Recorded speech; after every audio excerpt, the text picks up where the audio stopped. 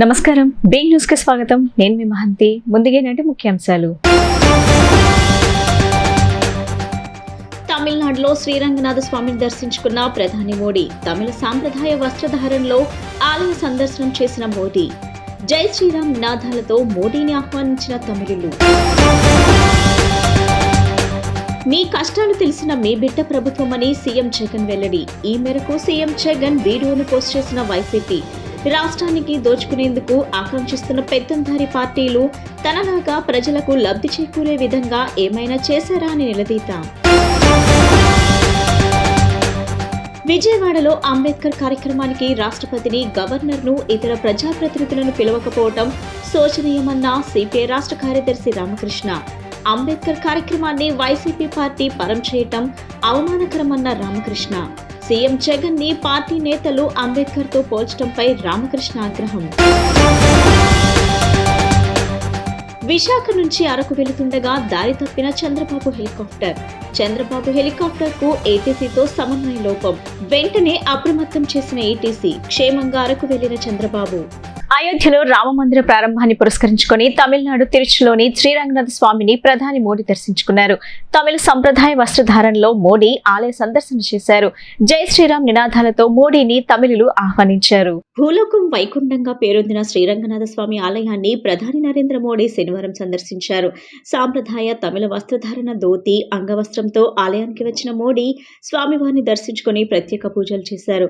అనంతరం ఆలయ పూజారులు ఆశీర్వచనాలు అందుకున్నారు. ఆలయంలోని వివిధ దేవతామూర్తులను ప్రధాని దర్శించుకున్నారు. ప్రాంగణంలోని ఆలయ ఏనుగుకు మేత అందించి ఆశీర్వాదం తీసుకున్నారు.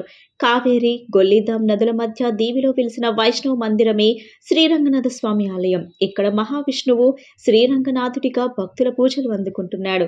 తమిళులు రంగనాథర్గా స్వామిని భక్తితో కొలుచుకుంటారు. ఆలయ నిర్మాణంలో చోళులు, పాండ్యులు, హోయసల రాజులు, విజయనగర సామ్రాజ్య పాలకులు పాలు పంచుకున్నట్లు చరిత్రకారులు చెబుతున్నారు.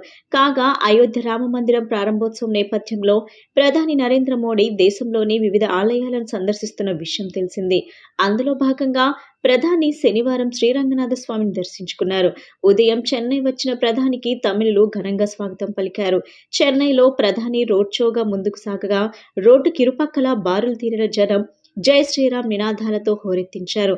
వారందరికీ అభివాదం చేస్తూ ప్రధాని మోడీ ముందుకు సాగారు.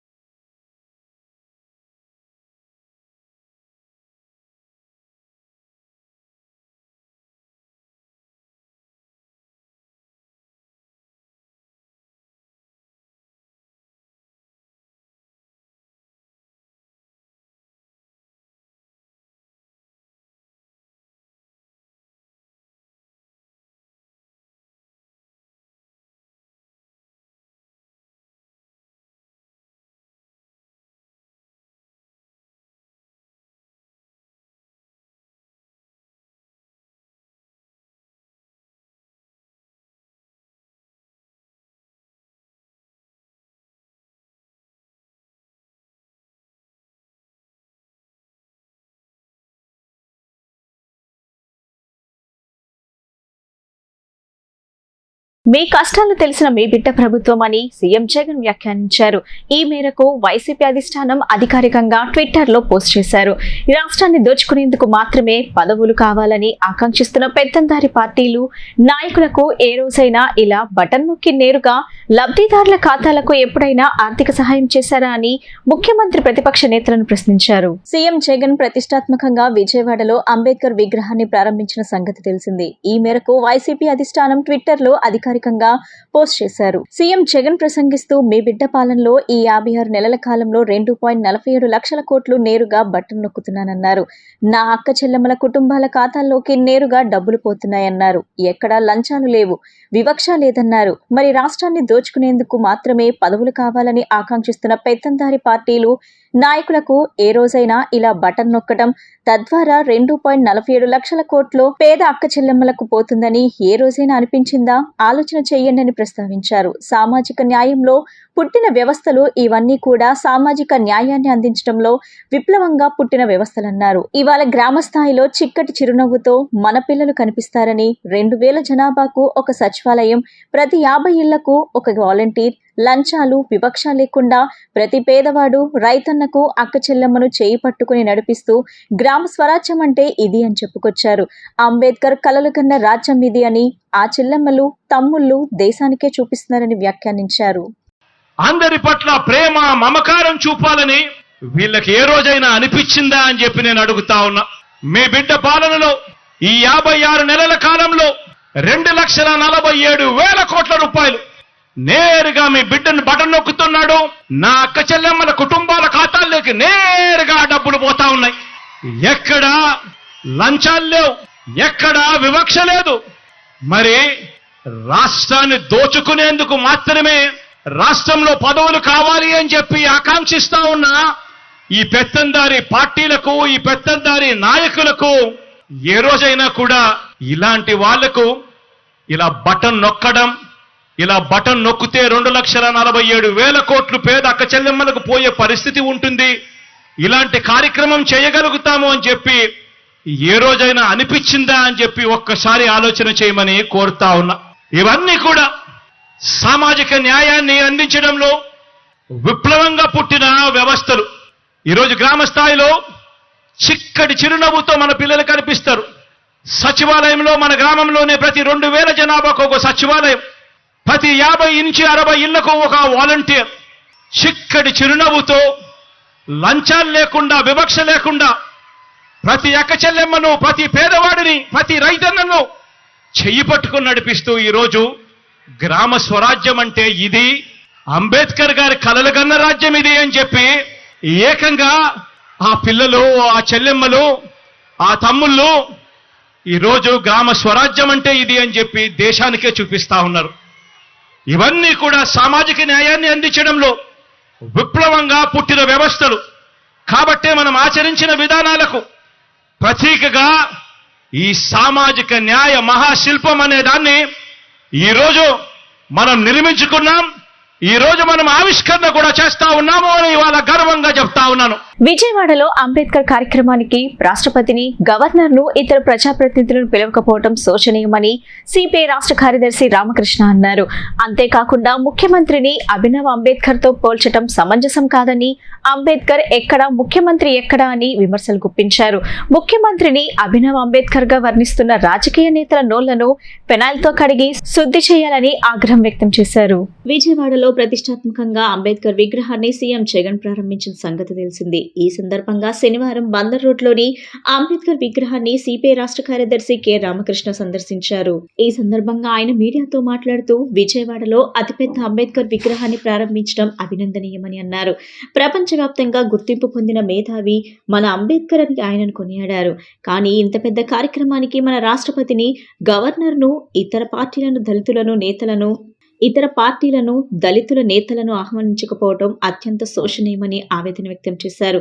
ఈ కార్యక్రమాన్ని పార్టీ పరంగా చేయటం శోచనీయమని, ఇది అంబేద్కర్ ని అవమానించడమేనని చెప్పారు. ప్రపంచంలోని ఈ కార్యక్రమాన్ని అందరూ అంబేద్కర్ ను స్మరించుకుంటారని, కేవలం పార్టీ పరంగా చేయటం ఇంతకంటే అవమానం ఉండదని ఆయన చెప్పారు.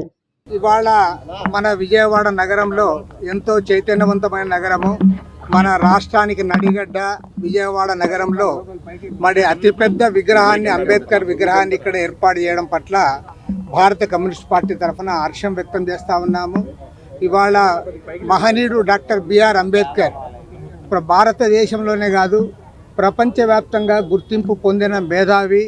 అదేవిధంగా దేశంలో ఉన్న అణగారిన వర్గాల ప్రజల తరఫున, మహిళల తరఫున, కోట్లాది మంది కష్టజీవుల తరఫున ఎన్నో పోరాటాలు చేయడమే కాకుండా అంటరానితనానికి వ్యతిరేకంగా పోరాడి ఒక ధీరుడిగా నిలబడ్డ వ్యక్తి.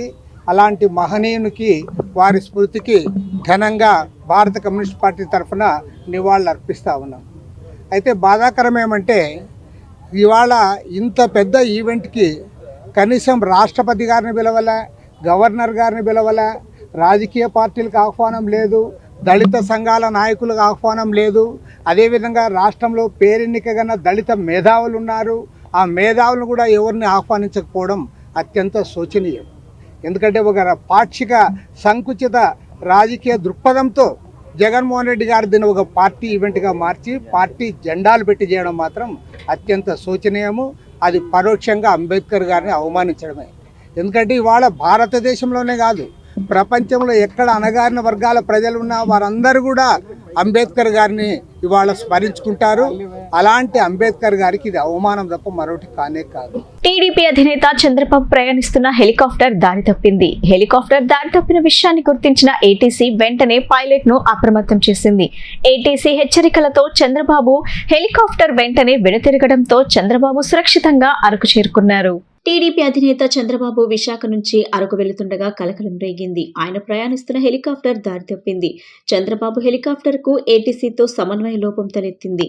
చంద్రబాబు ప్రయాణిస్తున్న హెలికాప్టర్ దారి తప్పిన విషయాన్ని గుర్తించిన ఏటీసీ వెంటనే పైలట్ ను అప్రమత్తం చేసింది. తాము నిర్దేశించిన మార్గంలో హెలికాప్టర్ వెళ్లడం లేదని, రాంగ్ రూట్ లో వెళ్తుందని ఏటీసీ చంద్రబాబు హెలికాప్టర్ పైలట్ కు వివరించింది.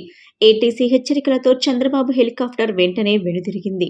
మళ్లీ సరైన మార్గంలో వెళ్లేందుకు ఏటీసీ అనుమతించడంతో చంద్రబాబు సురక్షితంగా అరకు చేరుకున్నారు.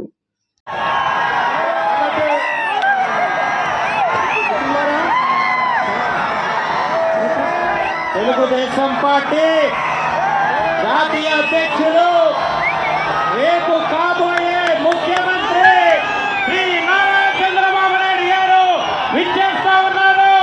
మీరందరూ కూడా అఖండమైనటువంటి ఘన స్వాగతం పలకాలని మీ అందరికీ కూడా నేను మనవి చేస్తాను సోదరులారా. మరి మీ అందరి కోసం సీఎం జగన్ రెడ్డి బీసీల ద్రోహి అని మాజీ మంత్రి, తెలుగుదేశం పార్టీ రాష్ట్ర ప్రధాన కార్యదర్శి దేవినేని ఉమామహేశ్వరరావు పేర్కొన్నారు. బీసీ కులాలను జగన్ రెడ్డి వెన్నుపోటు పొడిచారని విమర్శించారు. రేపు కొండపల్లి మున్సిపాలిటీలో జైహో బీసీ కార్యక్రమం నిర్వహించనున్నట్లు ప్రకటించారు. ఎన్టీఆర్ జిల్లా మైలవరం నియోజకవర్గం రెడ్డిగూడెం మండల కేంద్రంలో జైహో బీసీ కార్యక్రమంలో మాజీ మంత్రి దేవినేని ఉమామహేశ్వరరావు పాల్గొన్నారు. ఈ సందర్భంగా ఆయన మాట్లాడుతూ బీసీలను రాజకీయంగా పైకి తెచ్చిన ఘనత ఎన్టీఆర్ చంద్రబాబేదనని తెలిపారు. బీసీ కులాలకు జగన్ రెడ్డి వెన్నుపోటు పొడిచారన్నారు. స్థానిక సంస్థల ఎన్నికల్లో 25 ఏళ్లుగా 34% బీసీలకున్న రిజర్వేషన్లను జగన్ అధికారంలోకి వచ్చాక 10% కోత విధించారని తెలిపారు. వైసీపీ అధికారంలోకి వచ్చాక బీసీ నాయకులపై దాడులు సైతం జరిగాయన్నారు. అన్ని కులాలు, వర్గాలకు సమన్యాయం చేసిన ఘనత టీడీపీకి దక్కుతుందన్నారు. కక్షపూరిత రాజకీయాలతో బీసీలకు తీరని అన్యాయం జరుగుతుందన్నారు. పార్టీ అధికారంలోకి వచ్చిన వెంటనే బీసీలకు రక్షా చట్టం అమల్లోకి తీసుకురానున్నట్లు తెలిపారు. ఆదివారం నాడు కొండపల్లి మున్సిపాలిటీలో జైహో బీసీ కార్యక్రమం నిర్వహించనున్నట్లు ప్రకటించారు. ఈ కార్యక్రమంలో విజయవాడ పార్లమెంట్ జైహో బీసీ పరిశీలకులు వీరంకి వెంకట గురుమూర్తి, ప్రేరేపి ఈశ్వర్, చెన్నుబోయిన చిట్టిబాబు, నియోజకవర్గ, మండల, గ్రామ బీసీ అనుబంధ విభాగ నాయకులు, కార్యకర్తలు పెద్ద ఎత్తున పాల్గొన్నారు. జాతీయ అధ్యక్షులు చంద్రబాబు నాయుడు గారు ఒక స్ఫూర్తిదాయకమైన ప్రోగ్రాంని జైహో బీసీ ఆ నినాదమే ఈరోజు మా సోదరులు జైహో టీడీపీ అని ఈ వేదిక నుంచి స్ఫూర్తినిచ్చారు.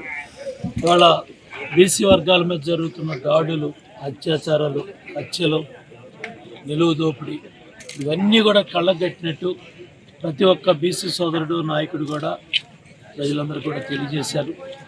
ఇవాళ మరి జ్యోతిరావు పూలే గారు మహాత్మా అని మనం ఆ మహానుభావుని పిలుస్తున్నాం.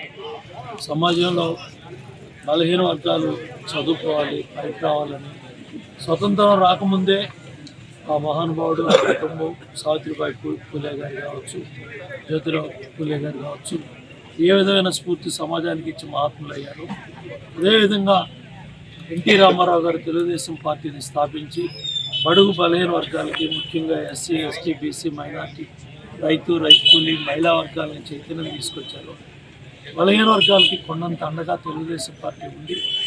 రిజర్వేషన్ని రాజకీయ రంగంలో ఏదైతే పదవుల్లోకి, ఉన్నతమైన పదవుల్లోకి రావాలని మహానుభావుడు ఎన్టీ రామారావు గారు 20% చేస్తే, దాన్ని 34% చంద్రబాబు నాయుడు గారు చేస్తే, దాన్ని 24%కి జగన్ రెడ్డి కుదించి 16,780 రాజ్యాంగపరంగా వచ్చే పదవుల్ని బలహీన వర్గాలకి దూరం చేశారు. అదేవిధంగా సప్లైన్ డబ్బులు 5,073-75 వేల కోట్ల డబ్బులు పక్కదారు పెట్టించారు. ఇన్ని వందల మందిని ఇవాళ మరి పట్టణ పెట్టుకొని 5,000 మంది బలహీన వర్గాల కుటుంబాల మీద దాడులు అత్యాచారాలు కూడా జరుగుతున్నాయి. 74 మందిని పట్టణ పెట్టుకున్నారు. చంద్రయ్య గొంతు కోసి జిందాబాదులు కొట్టమంటే జై చంద్రబాబు అని ఆ రోజు చంద్రయ్య మరణిస్తే, హత్య చేయబడితే చంద్రబాబు నాయుడు గారు స్వయంగా వెళ్ళి ఆ కార్యకర్తకి, నాయకుడికి పాడి మోసి నిజమైన నివాళి ఆ కుటుంబానికి, చంద్రయ్య గారికి పార్థివ శరీరానికి ఇవ్వడం జరిగింది. ఏదేమైనప్పుడు కూడా తెలుగుదేశం ప్రభుత్వం ఏదైతే ఆదరణ కావచ్చు 30 సంక్షేమ పథకాలను పెడితే వాటిని రద్దు చేసి ఇవాళ విదేశీ విద్యకి వెళ్ళి బలహీన వర్గాలు, ఎస్సీలు, ఎస్టీలు, బీసీలు, మైనార్టీలు, కాపు 47వ డివిజన్లో సీసీ రోడ్లకు మాజీ మంత్రి వెల్లంపల్లి శ్రీనివాసరావు శంకుస్థాపనలు చేశారు. పశ్చిమంలో పలు అభివృద్ధి పనులకు సీఎం జగన్ శ్రీకారం చుట్టారని పశ్చిమ ఇన్ఛార్జ్ షేక్ హసీఫ్ తెలిపారు. డివిజన్ అభివృద్ధికి వెల్లంపల్లి కృషి చేస్తున్నారని ఆయన పేర్కొన్నారు. స్థానిక 47వ డివిజన్లోని కేఎల్ రావు నగర్లో గల ఏనుగుల లక్ష్మణరావు వీధి మరియు 6-7 లైన్లకు గాను నూతనంగా నిర్మించనున్న సీసీ రోడ్లకు మాజీ మంత్రి, పశ్చిమ నియోజకవర్గ శాసనసభ్యులు వెల్లంపల్లి శ్రీనివాసరావు శనివారం నాడు శంకుస్థాపన చేశారు. ఈ కార్యక్రమంలో వైసీపీ ఇన్ఛార్జ్ ఆసిఫ్, స్థానిక కార్పొరేటర్ గోదావరి గంగా, వడ్డెర కార్పొరేషన్ డైరెక్టర్ దేరంగుల రమణ, వెంకటేష్, మురళి, జోజి, నన్నెం దుర్గా, నాగోతి శ్రీనివాసరావు, ఇంద్ర, తమ్మిన శివ తదితరులు పాల్గొన్నారు. ఈ సందర్భంగా పశ్చిమ ఇన్ఛార్జ్ షేక్ ఆసిఫ్ మాట్లాడుతూ 47వ డివిజన్లో 37 లక్షల వ్యయంతో నిర్మిస్తున్న సీసీ రోడ్లకు మాజీ మంత్రి వెల్లంపల్లి శ్రీనివాసరావు శంకుస్థాపన చేశారని ఆయన తెలిపారు. స్థానిక సమస్యలు పరిష్కరించుకుంటూ డివిజన్ అభివృద్ధికి వెల్లంపల్లి కృషి చేస్తున్నారని ఆయన పేర్కొన్నారు. స్థానిక కార్పొరేటర్ గోదావరి గంగా మాట్లాడుతూ తమ డివిజన్లో శంకుస్థాపన చేయడం ఆనందంగా ఉందని, డివిజన్లో ఉన్న సమస్యలను పరిష్కరించి డివిజన్ అభివృద్ధికి కృషి చేస్తున్నామని ఆమె తెలిపారు. అందరికీ నమస్కారం. ఈరోజు ఏనుగుల లక్ష్మణరావు గారి వీధిలో 37 లక్షల రూపాయలతో సీసీ రోడ్ నిర్మాణం చేయడం జరిగింది. దీనికి స్థానిక మాజీ మంత్రివర్యులు, శాసనసభ్యులు వెల్లంపల్లి గారి శ్రీనివాసరావు గారి ఆధ్వర్యంలో, ఆయన సౌజన్యంతో ఇక్కడ జనరల్ ఫండ్స్లోంచి ఈ యొక్క సీసీ రోడ్డు నిర్మాణానికి చేపట్టడం జరిగింది. వైఎస్ఆర్ కాంగ్రెస్ పార్టీ అభివృద్ధిలో ముందుంటూ ఏ సమస్య ఉన్నా సరే స్థానిక కార్పొరేటర్ గారితో కలిసి మమేకమై సమస్యలను పరిష్కరించు ముందుకెళ్తుంది. కోట్లాది రూపాయలు అభివృద్ధి కోసం ఖర్చు పెడుతూ ప్రజలు ఏదైతే సమస్యలు ఉన్నాయో ఆ సమస్యల్ని అనుగుణంగా తీసుకొని ప్రభుత్వం పనిచేస్తుంది. ఇంకా ముందు కూడా ఏదైతే సమస్యలు ఉన్నాయో ఆ సమస్యల్ని పరిష్కరించే విధంగా స్థానిక కార్పొరేటర్ గారితో కలిసి, అలాగే మా ఎమ్మెల్యే వెల్లంపల్లి శ్రీనివాసరావు గారితో కలిసి సమస్యలను పరిష్కరించే దిశగా ముందుకెళ్తాం. విజయవాడ నగరం నడిబొడ్డున అంబేద్కర్ విగ్రహాన్ని ఏర్పాటు చేసి నగరంలో ఉన్న ఎస్సీ, ఎస్టీ, బీసీ, మైనార్టీ, అగ్రవర్ణ పేదలను ఊరి చివరకు తరిమేయటాన్ని అంటరానితనం అంటారా ముఖ్యమంత్రి జగన్ అని జనసేన నగర అధ్యక్షులు పోతిన వెంకట మహేష్ ప్రశ్నించారు. అంబేద్కర్ పై ప్రేమతో కాదు, రాజకీయ లబ్ధి కోసమే విగ్రహాన్ని ఏర్పాటు చేశారని దుయ్యబట్టారు. అంబేద్కర్ విగ్రహం సాక్షిగా ఛాలెంజ్ చేస్తున్నాం. విజయవాడ నగరంలో గాని, ఎన్టీఆర్ జిల్లాలో గాని దళితులకు, ఎస్సీ, ఎస్టీలకు ఒక ముఖ్యమైన నామినేటెడ్ పదవి ఇచ్చారని నిలదీశారు. జనసేన పార్టీ పశ్చిమ నియోజకవర్గ కార్యాలయం వద్ద నిర్వహించిన విలేకరుల సమావేశంలో పశ్చిమ నియోజకవర్గ ఇన్ఛార్జ్ నగర అధ్యక్షులు పోతిన వెంకట మహేష్ మాట్లాడారు. దళితుల అభివృద్ధి, బడుగు, బలహీన వర్గాల అభ్యున్నతి కోసం, ఎస్సీ, ఎస్టీ, మైనార్టీల సంక్షేమం కోసం అద్భుతంగా పనిచేస్తామని చెప్పే జగన్మోహన్ రెడ్డి అంబేద్కర్ విగ్రహం సాక్షిగా అన్ని అబద్ధాలే మాట్లాడుతున్నారని దుయ్యబట్టారు. అంబేద్కర్ రాజ్యాంగాన్ని అమలు చేయకుండా నిరంకుశ పాలన చేస్తూ అంబేద్కర్ విగ్రహ ఆవిష్కరణ చేస్తే అంబేద్కర్ ని గౌరవించినట్ట సమాధానం చెప్పాలని ముఖ్యమంత్రిని ప్రశ్నించారు. మీరేమో అంబేద్కర్ విగ్రహం పెట్టాం, ఆనందపడమని అంటున్నారని, కానీ రాష్ట్రంలో దళితులపై రోజు రోజుకి దాడులు పెరిగిపోతున్నాయని, దళిత వర్గాలు బాధపడుతున్నారని అన్నారు. దక్షిణ భారతదేశంలోనే దళితులపై జరిగే దాడుల్లో ఆంధ్రప్రదేశ్ ప్రథమ స్థానంలో ఉందని చెప్పుకొచ్చారు. ఎస్సీ, ఎస్టీలకు 23 పథకాలు రద్దు చేసిన దళిత ద్రోహి సీఎం జగన్ అని విమర్శించారు.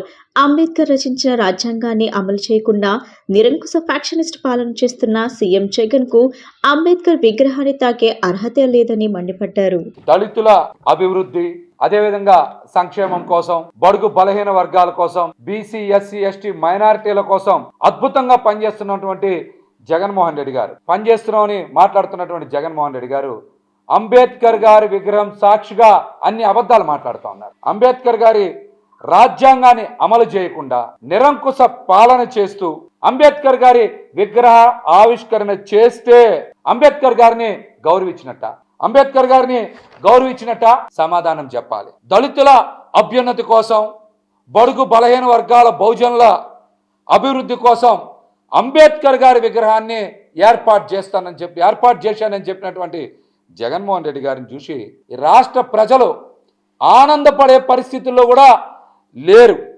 ఎందుకంటే దళితులపై రోజు రోజుకి దాడులు పెరిగిపోతున్నాయని బాధపడుతూ ఉన్నారు. మీరేమో విగ్రహం పెట్టామని ఆనందపడమని చెప్తా ఉన్నారు. రాష్ట్రంలో దళితులపై దాడులు పెరిగిపోయినాయని దళిత వర్గాలు బాధపడతా ఉన్నారు. దక్షిణ భారతదేశంలోనే దళితులపై జరిగిన దాడుల్లో ఆంధ్రప్రదేశ్ నెంబర్ 1 స్థానంలో ఉంది. 9,757 దాడులు జరిగినాయి అంటే ఇది సాధారణ విషయం కాదని కూడా ఈ సందర్భంగా తెలియజేస్తా ఉన్నాం. అంబేద్కర్ గారి విగ్రహ ముసుగులో దళితుల్ని మోసం చేస్తూ సీఎం జగన్మోహన్ రెడ్డి గారు రాజకీయ లబ్ధి పొందాలి అని మాత్రం విగ్రహాన్ని ఏర్పాటు చేశారు, కానీ అంబేద్కర్ గారి మీద ప్రేమతో కాదని కూడా ఈ సందర్భంగా తెలియజేస్తా ఉన్నా. నిజంగా ఆయనకి అంబేద్కర్ గారి మీద ప్రేమ ఉంటే కోనసీమలో అంబేద్కర్ గారి జిల్లా పేరు పెట్టినప్పుడు అలజడులు, వివాదాలు, కులాల మధ్య విద్వేషాలు రెచ్చగొట్టేవాళ్ళ. అన్ని జిల్లాలకి పేరు పెట్టినట్టే గోదావరి జిల్లాలో కూడా అంబేద్కర్ జిల్లాగా పేరు వచ్చేది. అన్ని అలజడులు జరిగినాయి అంటే అంబేద్కర్ గారి పేరును అడ్డం పెట్టుకొని రాజకీయ లబ్ధి పొందాలనే ఆయన కుట్రలు చేశారు. ప్రత్యేక హోదా కోసం అన్ని రాజకీయ పార్టీలు ఒకే తాటిపైకి వచ్చి ఉద్యమించాల్సిన అవసరం ఉందని ప్రత్యేక హోదా సాధన సమితి అధ్యక్షుడు చలసాని శ్రీనివాసరావు అన్నారు.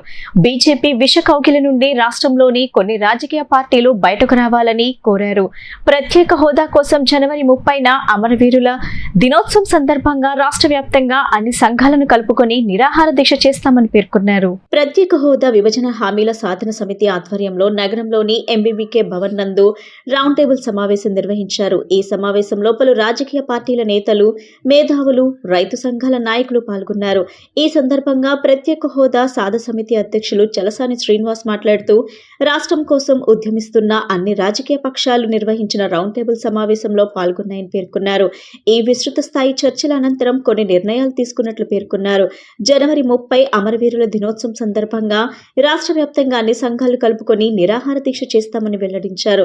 అనంతరం ఎంపీలకు వినతి పత్రాలు అందజేస్తామని చెప్పారు. జనవరి 7, 8, 9 తేదీల్లో ఢిల్లీలో తమ పోరాటం చేస్తామని అన్నారు. కేంద్ర ప్రభుత్వాన్ని ఖచ్చితంగా నిలదీస్తామని స్పష్టం చేశారు. భావితరాల పథకాల మోజులో నష్టపోతున్నారని, ప్రతి ఒక్కరూ ప్రత్యేక హోదాపై పోరాడాలని పిలుపునిచ్చారు. కేంద్రం మొదటి ముద్దాయి అయితే రాష్ట్ర ప్రభుత్వం రెండో ముద్దాయిని మండిపడ్డారు. భారతీయ జనతా పార్టీ మోసాన్ని రాష్ట్రంలో అన్ని రాజకీయ పార్టీలు గుర్తుంచుకోవాలని కోరారు. పవన్ బీజేపీ విష కౌగిలి నుండి బయటకు రావాలని సూచించారు. మాజీ జేడీ జై భారత్ పార్టీ జాతీయ అధ్యక్షులు పివి లక్ష్మీనారాయణ మాట్లాడుతూ పార్లమెంట్ సాక్షిగా ఇచ్చిన హామీని బీజేపీ ప్రభుత్వం మరిచిందని అన్నారు. అందరూ కలిసి ఉద్యమిస్తేనే మనం ప్రత్యేక హోదా సాధించగలగమని పేర్కొన్నారు. ప్రతి జిల్లాకు వెళ్లి ప్రత్యేక హోదా వల్ల రాష్ట్రం ఏ విధంగా నష్టపోయిందో తెలియజేస్తామని వివరించారు. కొంతమంది స్వార్థపరుల కారణంగా ప్రత్యేక హోదా రాలేదని చెప్పారు. అన్ని రాజకీయ పార్టీలు ఈ పోరాటంలో పాల్గొనాలని పిలుపునిచ్చారు. ఒక్కో ఎంపీ ప్రత్యేక హోదా కోసం ఏం చేశారో చెప్పగలరా? స్టాంప్ పేపర్ మీద రాసి ఇవ్వగలరా అని ప్రశ్నించారు.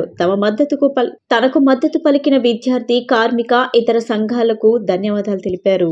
చాలా కాలం తర్వాత విస్తృత సమావేశం జరిగింది.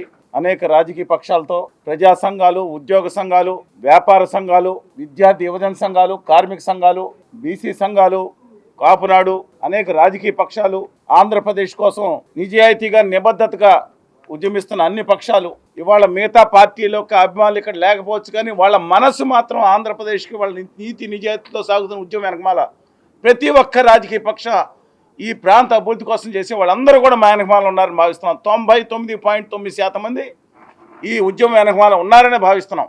ఇవాళ జరిగిన విస్తృతమైన చర్చల తర్వాత కొన్ని కార్యక్రమాలు, కొన్ని నిర్ణయాలు చేపట్టడం జరిగింది. కొన్ని నేను చెప్తాను తర్వాత.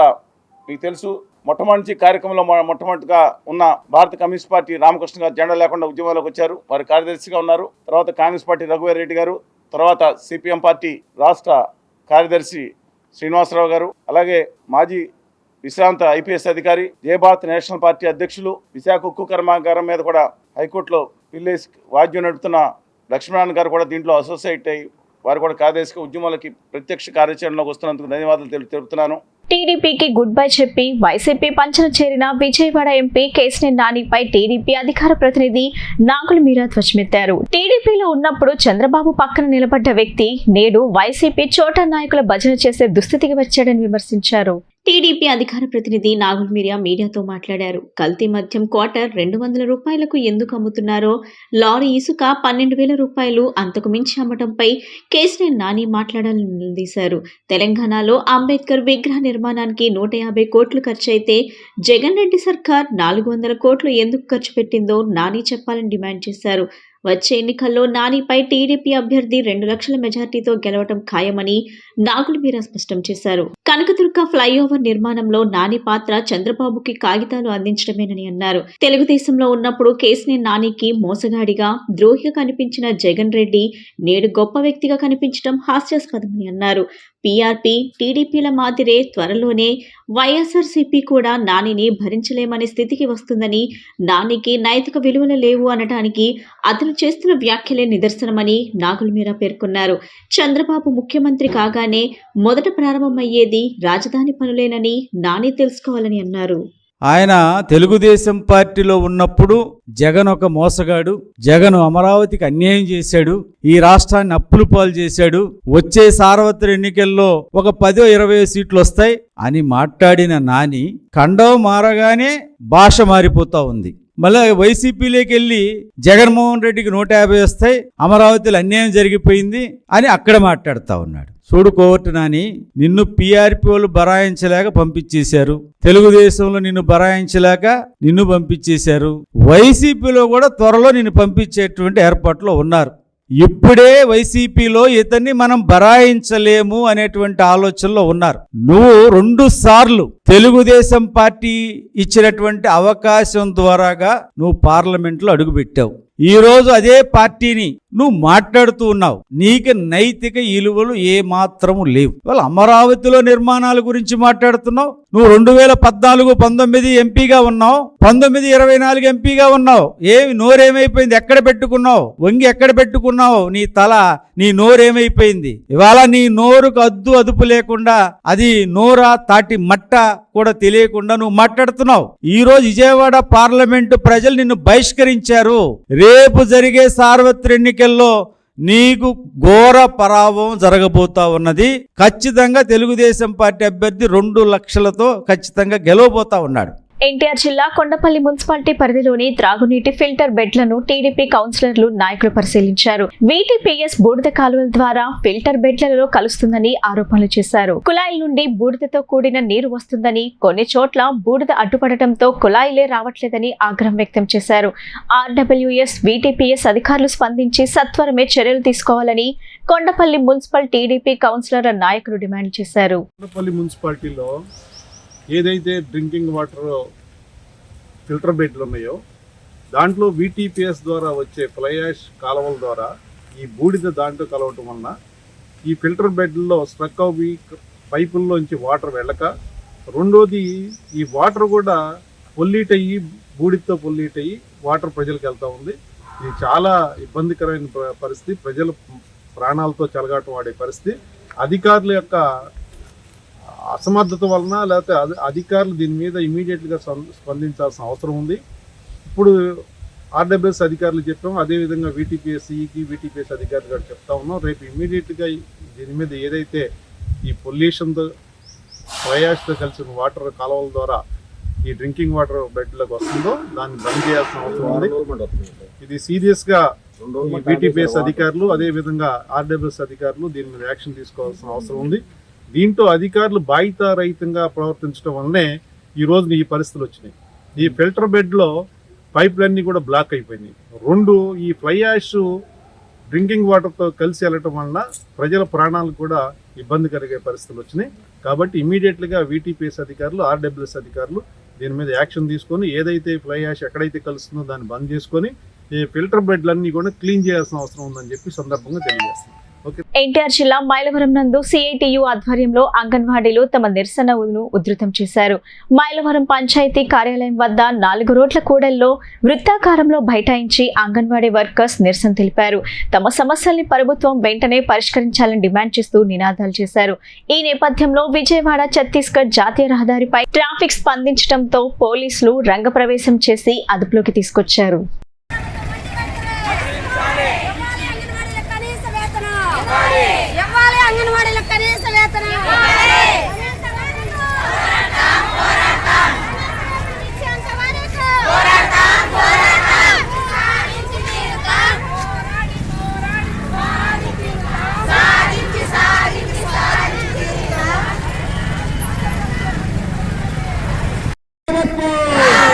మహిళలపై కక్షపూరితంగా వ్యవహరిస్తున్న రాష్ట్ర ప్రభుత్వం, అంగన్వాడీలపై కక్షపూరితంగా వ్యవహరిస్తున్న రాష్ట్ర ప్రభుత్వం ఇవ్వాలి కనీస వేతనం.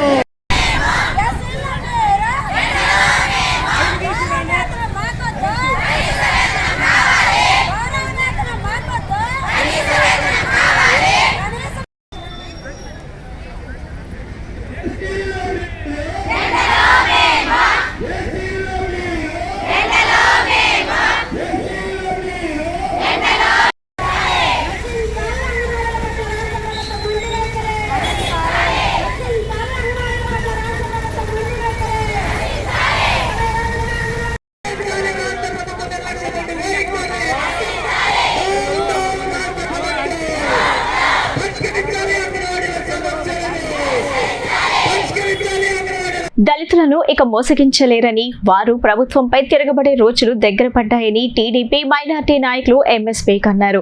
అంబేద్కర్ 206 అడుగుల విగ్రహాన్ని చూపించి దళితులను మోసగించాలని చూస్తున్న విషయాన్ని వారు గమనిస్తూనే ఉన్నారని చెప్పారు. టీడీపీ మైనార్టీ నాయకులు ఎంఎస్ బేగ్ ఆధ్వర్యంలో పశ్చిమ నియోజకవర్గంలోని చిట్టినగర్ కూడలి సమీపంలో అంబేద్కర్ విగ్రహం వద్ద శుక్రవారం నిరసన తెలియజేశారు.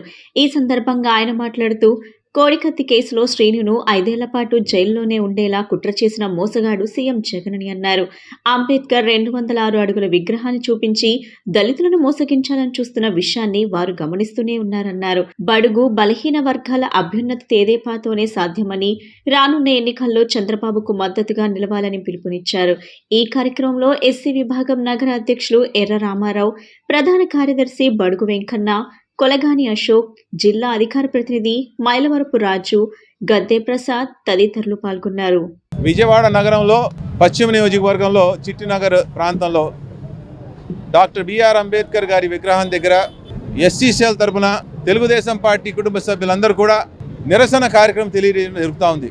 డాక్టర్ బిఆర్ అంబేద్కర్ గారి యొక్క విగ్రహానికి ఆవిష్కారానికి వచ్చిన ముఖ్యమంత్రి దళితులకి అన్యాయం చేసిన సంగతి మనం అందరం ఒకసారి మాట్లాడాల్సిన అవసరం ఉంది. అతను అధికారంలో రావడానికి కోసం దళితుల్ని వాడుకొని దళితుల ఓట్లని అతను సొంత ప్రయోజనాల కోసం వాడుకొని నేను నా దళితుల సోదరులని చెప్పుకుంటూ పాదయాత్రలు నడుస్తూ ఆ రోజు విశాఖపట్నంలో పాదయాత్ర అనంతరంతో ఎయిర్పోర్ట్లో వెళ్ళేటప్పుడు కోడికత్తి సీను అతని మీద దాడి చేశాడని చెప్పి ఆ రోజు పెద్ద డ్రామా చేయడం జరిగింది.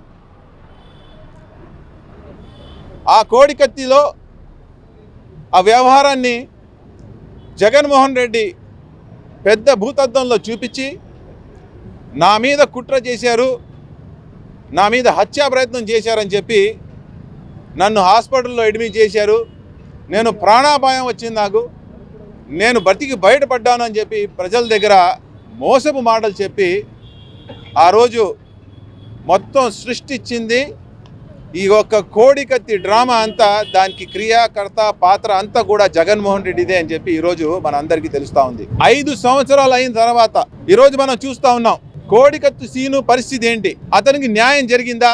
జగన్మోహన్ రెడ్డి తన సొంత లాభం కోసం అధికారం దక్కించుకోవాలనే కేవలం ఒక మార్గాన్ని కోడికత్తి సీనుని ఉపయోగించి ఒక దళితులనే వ్యక్తిని అక్కడ వ్యవహారంలోకి తీసుకొచ్చి అతను వాడుకొని ఈ రోజు అతనికి కారాగారంలో బంధించి అతనికి న్యాయం ఈ రోజు ప్రజలు అడుగుతున్నారు కోడికత్తి సీనుకి. సాంప్రదాయ రుచికరమైన భోజనానికి ఎంతో పేరుగాంచిన రామస్వామి మిలిటరీ హోటల్ ను భోజన ప్రియులు ఎంతగానో ఆదరిస్తున్నారని ప్రముఖ సినీ హీరోలు మంచు మనోజ్, నవదీప్ తెలిపారు. పాతకాలం నాటి రుచికరమైన నాన్ వెజ్ వంటకాలకు care of address Ramaswamy military hotel అని చెప్పారు. ప్రజలందరూ ఇక్కడ లభించే రుచికరమైన వంటకాలను తిని ఆస్వాదించాలని వారు కోరారు. విజయవాడ నగర పరిధిలోని గొల్లపూడి వన్ సెంటర్లో నూతనంగా ఏర్పాటు చేసిన రామస్వామి మిలిటరీ హోటల్ను ప్రముఖ తెలుగు చిత్ర హీరోలు మంచు మనోజ్, నవదీప్, హోటల్ యాజమాన్యం సభ్యులు కార్తీక్, వికాస్, చందన, రాకేష్తో కలిసి లాంఛనంగా పూజా కార్యక్రమాలు చేసి ప్రారంభించారు. హోటల్ ప్రారంభం సందర్భంగా ఏర్పాటు చేసిన విలేకరుల సమావేశంలో మంచు మనోజ్, నవదీప్లు మాట్లాడుతూ కుటుంబ తరహా భోజనంకు ఎంతో పేరుగాంచిన రామస్వామి మిలిటరీ హోటల్లో రుచికరమైన ఆహారం లభిస్తుందని చెప్పారు. ఇప్పటి విజయవాడ నగరంలో గత 3 సంవత్సరాల నుండి కస్టమర్లు ఎంతగానో దీనిని ఆదరిస్తున్నారని చెప్పారు. 4 మిత్రులు కలిసి మిలిటరీ భోజనం హోటల్ను ఏర్పాటు చేసి ఎంతో మందికి ఉపాధి కల్పిస్తున్నందుకు ధన్యవాదాలు తెలియజేశారు. ఇంటి తరహా వంటకాలు రామస్వామి మిలిటరీ హోటల్లో అద్భుతంగా ఉంటాయని చెప్పారు. ఈ కార్యక్రమానికి విచ్చేసిన నగర అధ్యక్షులు పోతిన మహేష్ హోటల్ నిర్వాహకులతో కలిసి ఇక్కడ లభించే వంటకాల గురించి వివరించారు. కార్యక్రమంలో భాగంగా ఏర్పాటు చేసిన సాంస్కృతిక కార్యక్రమాలు అందరినీ ఉత్సాహపరిచాయి. ప్రారంభోత్సవ కార్యక్రమంలో వైసీపీ యువజన విభాగం జిల్లా అధ్యక్షులు కొరివి చైతన్య, పలువురు ప్రముఖులు, వ్యాపారవేత్తలు, మిలిటరీ హోటల్ నిర్వాహకుల కుటుంబ సభ్యులు తదితరులు పాల్గొన్నారు. అందరికీ నమస్కారం. ఈరోజు నాకు విజయవాడకు రావడం చాలా ఆనందంగా ఉంది. ముఖ్యంగా నా మిత్రుడు రాకేష్ రెస్టారెంట్ ఓపెనింగ్కి రావడం, రామస్వామి మిలిటరీ హోటల్ అండ్ దాదాపు 1920s నుంచి 2020 నుంచి దే బీన్ ఒక ఇంట్లో స్టార్ట్ చేసి and it's family own restaurant and ప్రతి ఒక్క డిష్ ఇట్స్ లైక్ మన ఇంట్లో తిన్నట్టుగా అండ్ ఇట్స్ లైక్ ఆ స్పెషల్ క్యారింగ్తో చేస్తున్నారు ఇక్కడ. And veg meals and non veg meals చేస్తున్నారు. అండ్ రాకేష్ గురించి చెప్పాలంటే అన్ని చెప్పలేదు, ఇప్పుడే షర్ట్ మార్చుకున్నాడు. అది కాకపోతే చాలా పద్ధతిగా నా గొప్ప మిత్రుడు లాస్ ఏంజల్స్లో ఆయన అక్కడ ఉంటున్నారు. అండ్ అక్కడ 4 years బ్యాక్ ఆయన రెస్టారెంట్స్ అక్కడ ఓపెన్ చేసినప్పుడు నేను అక్కడ ఉండడం జరిగింది అండ్ ఆ ఓపెనింగ్ కూడా వెళ్ళడం జరిగింది. అండ్ ఈరోజు ఒక రెస్టారెంట్తో మొదలుపెట్టి దాదాపు ఒక 6 రెస్టారెంట్ వరకు మొదలుపెట్టారు అండ్ ఇప్పుడు విజయవాడలో కూడా ఎక్స్టెండ్ చేస్తున్నారు. And wishing him all the best, మీకు మీ పార్ట్నర్స్కి ప్రతి ఒక్కరికి. విజయవాడ ప్రెస్ మిత్రులందరికీ నమస్కారం. చాలా రోజుల తర్వాత మళ్ళీ విజయవాడ వచ్చాను. నా చిన్నప్పుడంతా ఇక్కడ మామిడికాయల కోసం తెగ వచ్చేవాళ్ళం.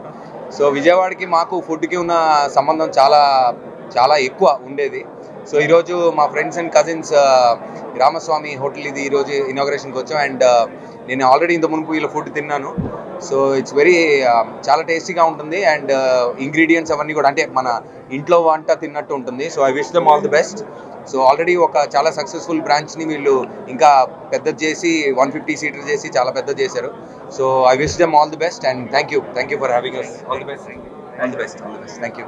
హోటల్ యాజమాన్యానికి చెందినటువంటి వికాస్ గారు, కార్తిక్ గారు, మోయస్ గారికి కూడా రాకేష్ గారికి వ్యాపారం బాగా జరగాలని, అలాగనే ఇక్కడ లభించేటువంటి ఫుడ్ మొత్తం కూడా చాలా క్వాలిటీతో ఉండాలని, అందరికీ అందుబాటు ధరల్లో అందించాలని, మరి నలుగురు యువకులు పెట్టినటువంటి ఈ హోటల్ రామస్వామి హోటల్ ఇంటిని మరిపించేలాగా వంటలు తయారు చేసి బాగా ప్రజల్ని ఆకట్టుకోవాలని నేను మనస్ఫూర్తిగా కోరుకుంటూ, రెండో బ్రాంచ్ అదే రెండో గురునానక్ కాలనీలో ఉంది కదా, అక్కడ మరి గురునానక్ కాలనీలో ఇప్పటికీ ఒక బ్రాంచ్ ప్రజల మన్ననలు పొందింది.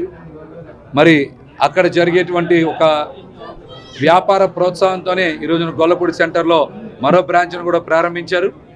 వీరు మరింత ఈ రంగంలో రాణించి రాష్ట్ర వ్యాప్తంగా అద్భుతంగా బ్రాంచ్లు ఓపెన్ చేయడంతో పాటుగా ఒక పక్క వ్యాపారం, మరొక పక్క ఉపాధి కల్పించేలాగా, వ్యాపారాల్లో మంచి లాభాలు సంపాదించేలాగా భగవంతుడు ఆశీస్సు, అదేవిధంగా ప్రజల మద్దతు ఉండాలని, అదేవిధంగా అమ్మవారి ఆశీస్సులు వీరి మీద సంపూర్ణంగా ఉండాలని మనస్ఫూర్తిగా ప్రార్థిస్తూ రామస్వామి హోటల్ యాజమాన్యాన్ని మొత్తానికి కూడా మరొకసారి శుభాకాంక్షలు తెలియజేస్తాను. నేను మా తమ్ముడు మోసిస్ రాకేష్ అని చెప్పి యూఎస్లో ఉంటారు, ఆయన వికాస్, మేమందరం కలిసి రామస్వామి మిలిటరీ హోటల్ స్టార్ట్ చేసామండి. ఇది మాది సెకండ్ బ్రాంచ్ అండి.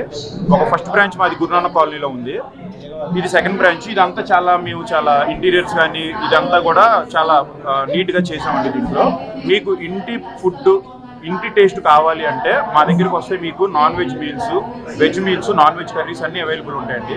మీకు పాతకాలంలో దొరికే ట్రెడిషనల్ ఫుడ్ అంతా కూడా మా దగ్గర అవైలబుల్ ఉంటుంది. నాటుకోడి పులుసు, రాగి సంగటి, బొమ్మిడాయిలు, పీతలు, ఇలాగా. ఆదివారం పూటేమో బిర్యానీ సర్వ్ చేస్తామండి, మటన్ బిర్యానీ సర్వ్ చేస్తాం. అది మా స్పెషల్ అండి. ఓన్లీ ఆదివారం ఒక్కరోజే ఉంటుంది, అది కూడా 12 కల్లా అయిపోతుంది మా దగ్గర. అది ఓకే, థ్యాంక్ యూ. వార్తలు ముగించే ముందు ముఖ్యాంశాలు మరోసారి. తమిళనాడులో శ్రీరంగనాథ స్వామిని దర్శించుకున్న ప్రధాని మోడీ. తమిళ సాంప్రదాయ వస్త్రధారణలో ఆలయ సందర్శనం చేసిన మోడీ. జై శ్రీరామ్ నినాదాలతో మోడీని ఆహ్వానించిన తమిళులు. మీ కష్టాలు తెలిసిన మీ బిడ్డ ప్రభుత్వమని సీఎం జగన్ వెల్లడి. ఈ మేరకు సీఎం జగన్ వీడియోను పోస్ట్ చేసిన వైసీపీ. రాష్ట్రానికి దోచుకునేందుకు ఆకాంక్షిస్తున్న పెత్తందారి పార్టీలు తనలాగా ప్రజలకు లబ్ధి చేకూరే విధంగా ఏమైనా చేశారా అని నిలదీత. విజయవాడలో అంబేద్కర్ కార్యక్రమానికి రాష్ట్రపతిని, గవర్నర్ను, ఇతర ప్రజాప్రతినిధులను పిలవకపోవడం శోచనీయమన్న సిపిఐ రాష్ట్ర కార్యదర్శి రామకృష్ణ. అంబేద్కర్ కార్యక్రమాన్ని వైసీపీ పార్టీ పరం చేయటం అవమానకరమన్న రామకృష్ణ. సీఎం జగన్ ని పార్టీ నేతలు అంబేద్కర్ తో పోల్చడంపై రామకృష్ణ ఆగ్రహం. విశాఖ నుంచి అరకు వెళుతుండగా దారి తప్పిన చంద్రబాబు హెలికాప్టర్. చంద్రబాబు హెలికాప్టర్ కు ఏటీసీతో సమన్వయ లోపం. వెంటనే అప్రమత్తం చేసిన ఏటీసీ. క్షేమంగా అరకు వెళ్లిన చంద్రబాబు. ఈ బులెటిన్ ఇంతటితో సమాప్తం. తిరిగి మరో బులెటిన్ కలుద్దాం. నమస్కారం.